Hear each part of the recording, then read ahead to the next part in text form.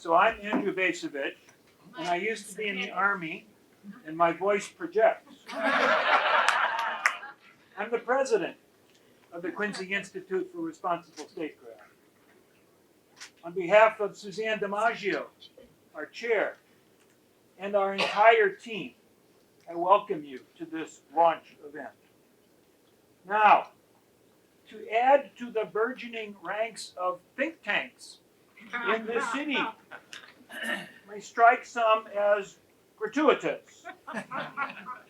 We would argue, indeed, if it's true that today President Trump is ordering another 14,000 US troops to the Middle East, we would argue that founding the Quincy Institute is both essential and long overdue. What do we seek to do? Well, put simply, we aim to change US foreign policy. Now, to change US foreign policy means first changing the way that Americans think about our nation's role in the world.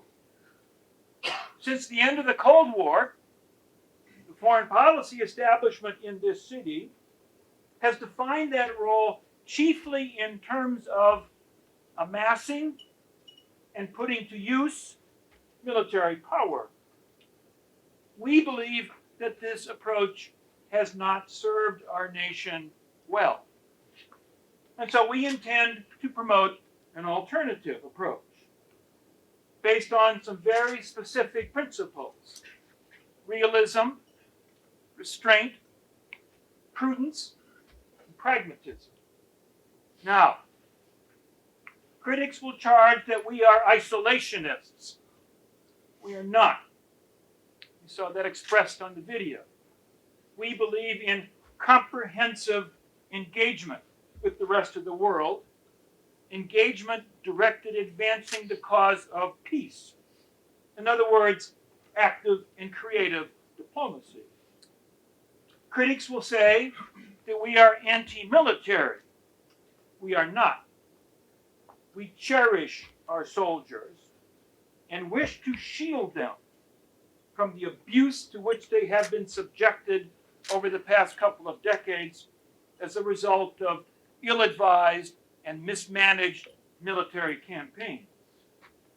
Critics will say that we are anti-war, and we do indeed believe that war is a profound evil, and force, therefore, should be used only as a last resort.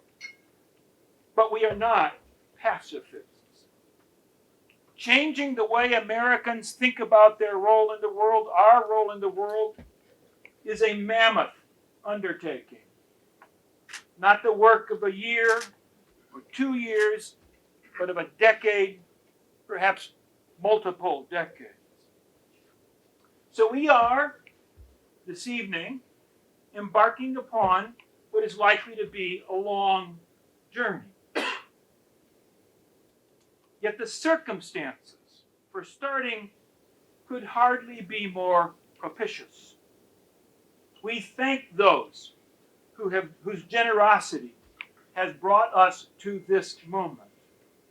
We invite those who share our vision to join in our cause, regardless of party affiliation or political persuasion. No doubt, there's hard work ahead and many challenges, but we take on this task with eagerness and determination. With that, allow me to invite participants in a short panel discussion to come forward and join me on the stage. I'm going to make sure that this, yes, it is on. Okay, thank you so much, Professor Bacevich. I can't tell you how honored I am to be here with the congressman and all of you. I am so thankful. There's so many familiar faces here, and then there are new faces, and I think that's a credit to Trita Parsi and the Quincy Institute and the goals of the Institute. When I had met with Trita about a year or so ago, when he told me about his plan to build an action tank, to combat the Washington foreign policy establishment, the war establishment here. I'll admit I was a little skeptical, and only because I had been in this town for about 20 years, and I had been through 9/11 and the wars and working in the media and working in Washington reporting, and I know how people, react to new faces, new kids on the block, but also I know how tribal this city is. And his idea for bringing left and right together, a transpartisan strategy for combating the military-industrial complex, the militarism of Washington, had been a dream of mine personally for so many years, and so many people in this room. And it's to his credit that he's been able to bring all of us together. And look at the numbers here. It's beyond incredible. So I'm very honored to see his dream and Quincy's dream realized tonight. And I know there's a lot of work to do, but I think this reflects a moment here, a space and time where things can actually change. And I'm happy to be a part of this panel and to maybe get some conversation going about that. You mentioned a bit about what the landscape is and what the problems are. But can you, and all of you, talk a little bit about specifically our foreign policy today? What is broken about it, and where do you see the most opportunity on beginning to change it? Can we let Suzanne and the Congressman go first? Yeah, sure. Follow. Okay, I'll go first. First of all, thank you, everyone, for coming. Welcome. It's such a nice evening to have you all with us. And thank you, Congressman Kelly, for being with us, and Andrew. Let me just say, over the course of my career, I have watched time and time again possibilities of diplomacy arise out of hard work on some tough issues. And time after time, they're pushed aside. They're cast aside for coercion, for use of force. And it's been very disillusioning, to say the least. I thought, after the Cold War, we were supposed to cash in on this peace dividend. That was a hinge point in our history, an opportunity we missed. And then certainly 9/11, I believe, was another hinge point where we had the support of the entire world on our side. We had the moral authority to forge a new way, and what did we do? We got involved in a war that was illegal. So that was another disillusionment. And I think we're at a hinge point right now, for better or for worse, with the Trump administration. I do think that we have an opportunity to assess whether or not we want to chart a different course. This is an election year coming up. It's an important one. And my read of the American public is that they do. They have had enough of these endless wars. They understand that Washington is broken, but also that the foreign policy making decision making is also broken. So I think with Quincy, it's a very ambitious effort, but we want to just create the space for debate. We may not agree on a lot of issues, but it seems to me this is an issue that we can coalesce around, that we do need a new approach to the world. So I'm hoping that's what Quincy does, is really make it safe to come together, people of different persuasions. There are a number of persuasions represented on this stage tonight, just like we're doing, to have some honest discussion about how to advance U.S. interests, the interests of the international community in a new and different way. I think the American people are ready for it, and I think they deserve it. So that's why I'm so excited to do this.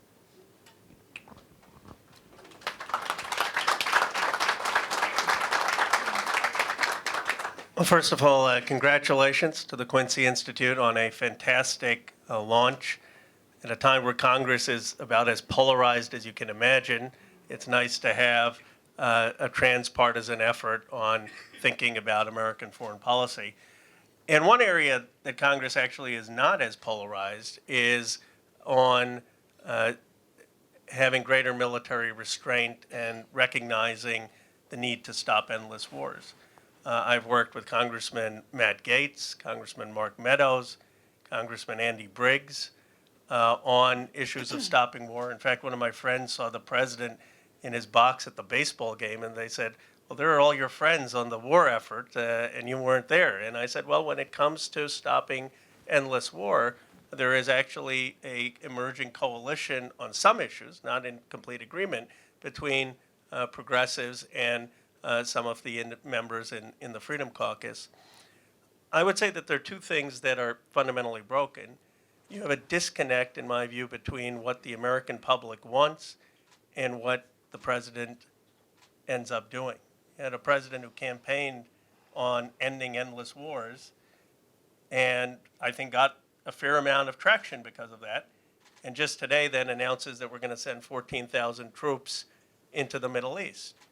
Totally inconsistent with the way he campaigned. And so the question people ask is, why is that? Why is it that people feel a need to campaign opposed to these wars, but then when they get into the White House, something happens that leads them to continue a lot of the interventions?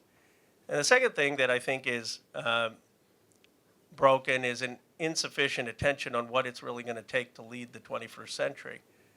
There is a consensus that China is a rising challenge to the United States in terms of leadership.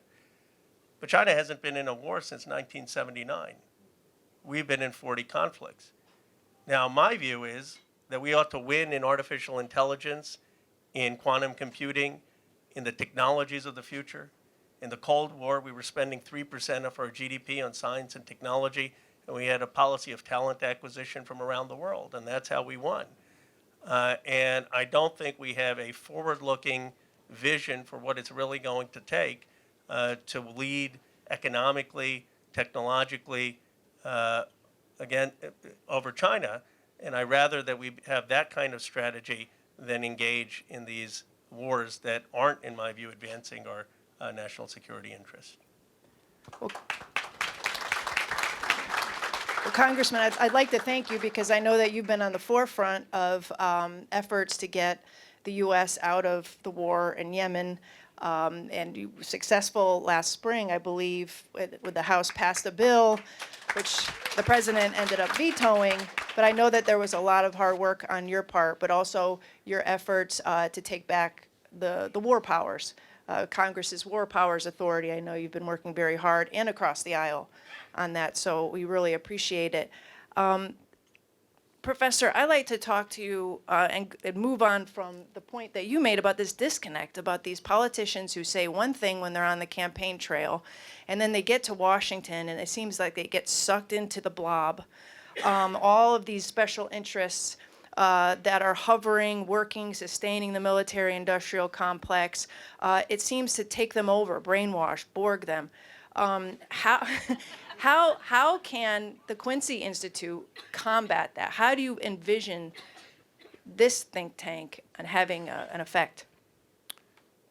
Well, you've put your finger on a very, one of our central challenges, I think.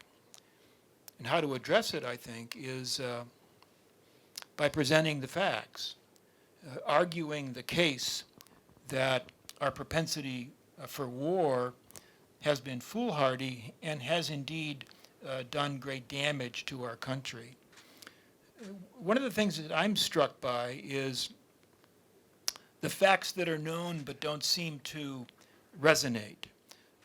An example, the Cost of War project at Brown University tracks the cumulative costs of our post-9/11 wars. The number now is something upwards of $7 trillion. What could we have done with $7 trillion had we not decided to waste it in the sands of Iraq and the outback of Afghanistan? A lot. So I think one of the things we need to do is to hammer away, consistently drive home the negative consequences that have resulted from militarism, because that's what it is. I agree. Thank you. So Suzanne, how would, and I know that I'm jumping around a little because we don't have a ton of time, But I'm curious if the Quincy Institute could envision a new foreign policy. And I know you've done a ton of work in Iran and currently in North Korea. But let's take the Middle East. How do you envision Quincy's position on how to change our foreign policy in a region like the Middle East, which is so problematic? Well, certainly what Andrew just said, presenting the facts, that in the Middle East we've expended a great deal of blood and treasure, and the fact is that we've really gotten very little in return for that, and the people in the region have suffered. So certainly making that case will be one part of our work. It's the other side of the work I'm more interested in, and that is ramping up our diplomatic efforts in the region. When you look at every single conflict in the Middle East, whether it's Afghanistan, Syria, Yemen, there is no military solution to these problems. There is only diplomatic solutions, political settlements that must be reached. And one of my big worries these days is that, yes, President Trump tells us he would like to extricate us from these wars. But the problem is in the process, what he has done is he has obliterated our capacity to carry out the diplomacy that is necessary to leave the region in a responsible way. Quincy is not advocating for us to take our troops out the way he did in northeastern Syria. We're advocating that we have to do the work of diplomacy, the work of reaching de-escalation, conflict management, conflict prevention, conflict resolution. That takes, first of all, a State Department that half of the senior State Department officials have left the building. So we need to replenish that. We also need to beef up our presence around the world and put in real diplomats, not diplomats that buy their way to that position. There's so many things that we need to do. And so it's yes, military restraint. I see it as two sides of the same coin, military restraint on one side and assertive diplomatic engagement on the other. And I should say that diplomatic engagement should always be backed up by a strong military. But that military option should always be of last resort. We should always lead with diplomacy. And when I speak to people in the Defense Department and in the military themselves, that's the way they want to be used and utilized, is backing up diplomacy to resolve problems. So in the Middle East, we really need to face reality that these conflicts have only been made worse, violence, instability, by our military action. And we need to get serious about being a leader in diplomacy in the Middle East, in Asia, everywhere. But Suzanne, wouldn't you also say that the tendency on our part to see the world as divided between good guys and bad guys, friends and enemies, is a bit of a problem? It results in a sort of an oversimplified perspective. And perhaps the time has come to reevaluate that lineup. Maybe some of those that we have taken for granted are our friends. Maybe they're not. Maybe some of those that we categorize as adversaries aren't necessarily friends, but shouldn't be sort of written off as governments that we cannot deal with in any way. Yeah, we need a much more agile approach to how we deal with the countries in the region. For starters, I do think a critical mistake was made by us getting in on one side of the Iran-Saudi conflict. What we did is abdicate our role as a potential honest broker, maybe not as a mediator, but certainly as an encourager of Riyadh and Tehran to come to the table. And when you look at every conflict in the region, the solution runs through Riyadh and Tehran. We have to understand that. So instead of backing one side over the other, we have a bigger role to play, and that is encouraging dialogue, regional dialogue, and playing the role of a potential mediator, not as an inciter, not as throwing fuel on a fire that is already burning. I'm afraid that's what we're doing right now. Yeah, you make a very good point about the State Department, and it's not only the Trump administration's State Department in which the ranks have been depleted, but this was a process that began after 9/11, in which all of these activities that should have been spearheaded by the State Department were shifted over to the military. So the military was not only fighting and killing people, but it was also it was tasked with, government in a box and getting to know and the communities and building communities, nation building rather. And so a lot of the money shifted over, the money and the resources. And so you have an institution that should have been in place to do all of these things, to help these communities rebuild. But the military was doing it, and I feel like they weren't equipped, and I don't even know if they wanted to do it. But that's what we have now.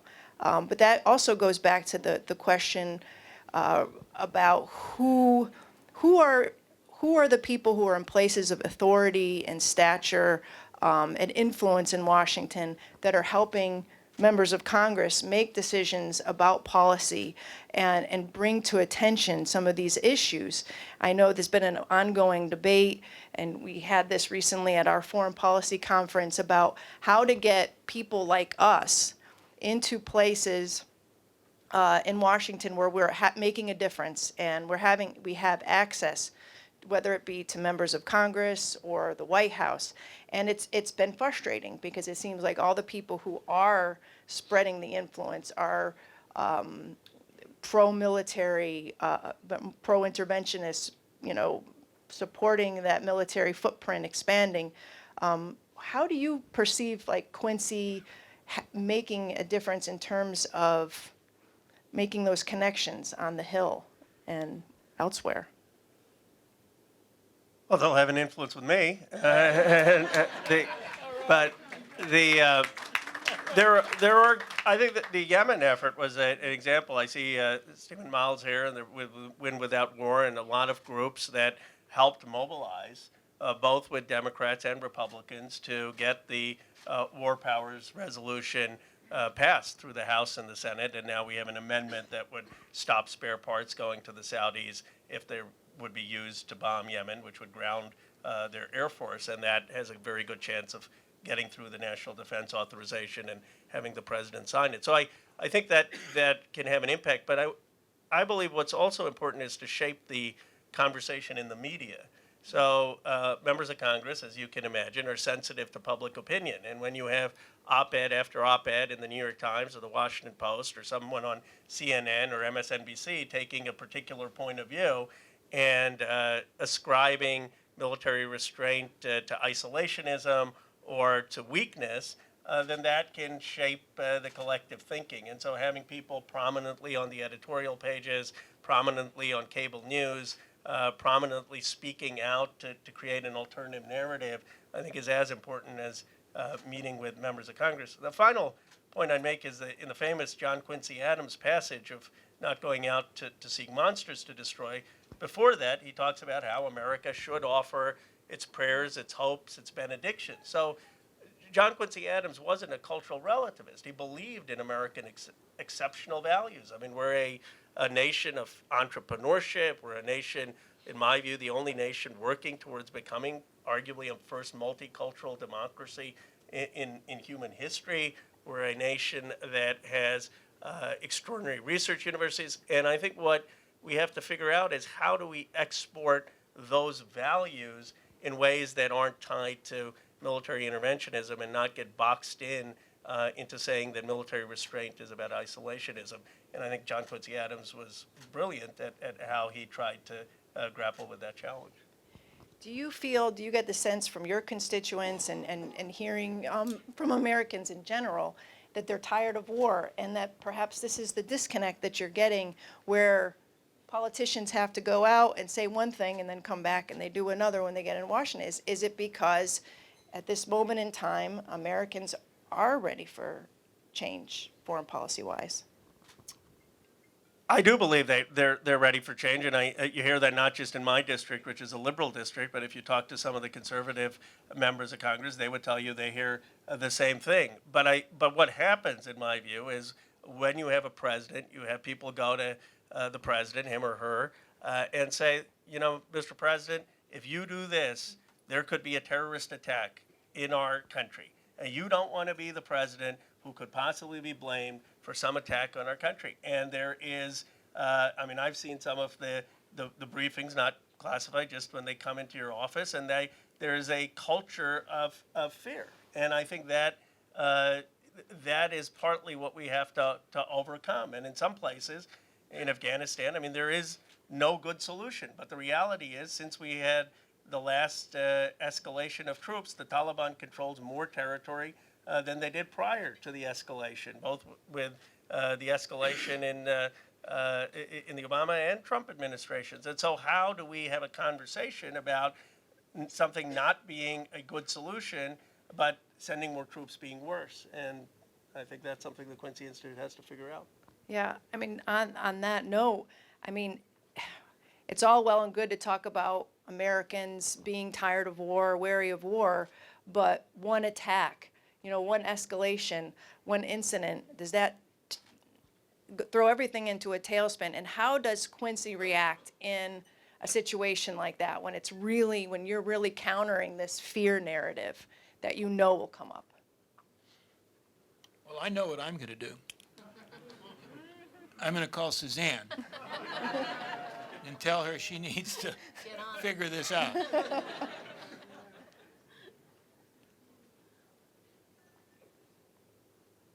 Yeah, there is no question that the shock of 9/11 still resonates. There's also no question, in my view, that while jihadist terrorism, if I can use that term, is a problem, it does not pose an existential threat to the United States of America. So it's a problem we cannot ignore, but ought not to be the focal point of U.S. policy. I mean, I'm not sure all my Quincy Institute colleagues agree with me, but I'm far more concerned about the impact of climate change on our country, on our society, on our children, on our grandchildren. Although I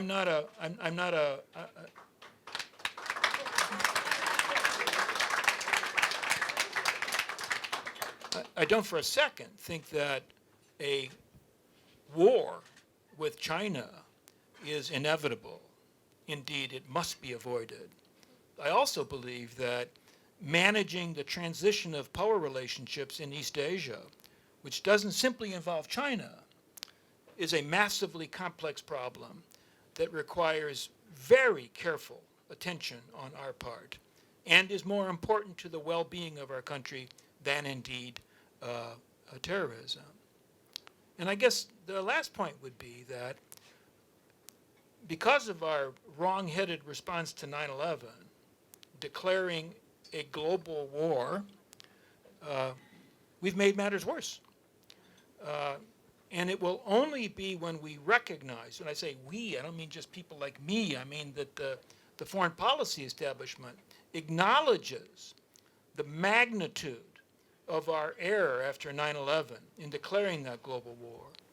I'd like to, I need to wrap up, so we'll have one more question, so I'm going to try to make it as broad as possible. I'd like to ask each of you, if you had to pick one narrative, one issue that you'd like to see the Quincy Institute tackle first, whether it be getting out of Afghanistan, climate change, Iran, North Korea, what do you think is the most pressing issue, and how do you think that Quincy could pursue it? Like, what's the most urgent issue today that you'd like to see pursued? I say say yes to all the issues you mentioned. I really can't pick one. I think my answer would be broader.